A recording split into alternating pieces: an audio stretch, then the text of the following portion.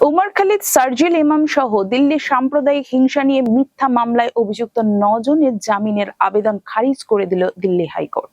উমরদের আইনজীবী জানিয়েছে, হাইকোর্টের রায়কে চ্যালেঞ্জ জানিয়ে সুপ্রিম কোর্টে আবেদন জানাবেন তারা।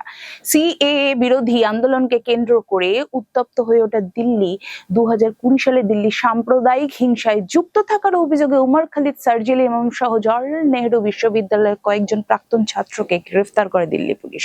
সেপ্টেম্বরে 2020 সাল থেকে জেলবন্দি রয়েছে তারা।